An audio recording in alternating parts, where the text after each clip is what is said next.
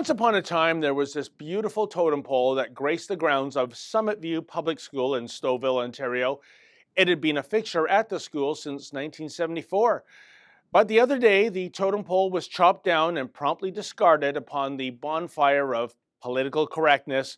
Oh, this was no act of vandalism carried out by members of the student body.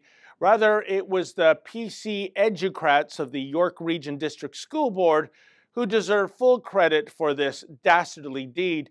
And what was it, you say, that condemned this totem pole to the scrap heap? Would you believe a complaint, as in one single solitary complaint that the totem pole might be, could be, is maybe offensive? Well, cries of cultural appropriation rang out, and just like that, something that had been part of Summit View for more than 4 decades is now gone. Too bad these nervous Nellies at the school board never really did their homework, because according to the YorkRegion.com website, the totem pole had a history that was worth preserving. Bernadine Mumford was the teacher who started the totem pole project way back in 1973. She contacted the local utility company, which donated a cedar pole. Several students worked on the totem pole, and by all accounts, the project was a labor of love. Mumford recalls how the kids would actually work in shifts coming back to class when the bell rang, and after months of diligent carving and painting, the totem pole was erected in the spring of 1974. Understandably, Mumford today is quite upset about the process that led to the totem pole's removal, and really, who wouldn't be miffed? After all, this was something that was constructed to honor Native culture, not mock it.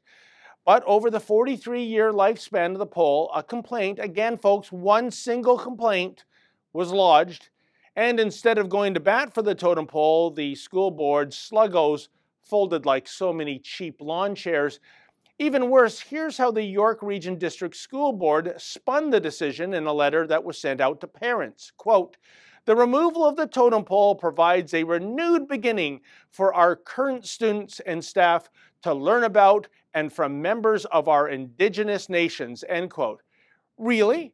How does an act of destruction represent a renewed beginning? How does erasing history make for a teachable moment? How does caving into a single complaint voiced by a solitary anonymous social justice warrior make for a lesson in courage? According to the report in YorkRegion.com, the totem pole was created without consultation or involvement of members of Indigenous nations, including members of the Indigenous nations of the West Coast, for which the totem pole is unique. Now, in fairness, no one from the Indigenous nations, at least according to the reports, seem upset. They even offered to think of something that could replace the totem pole. The point, however, is that this totem was done from the heart and with good intentions, and now it's just a part of the school's history too. Oh well, if the outrage on social media is any indicator, the school board has succeeded in merely alienating the vast majority of people in the Stouffville community.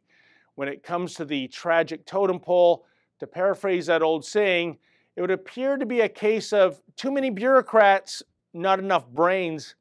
For the Rebel.media, I'm David the Menzoid Menzies.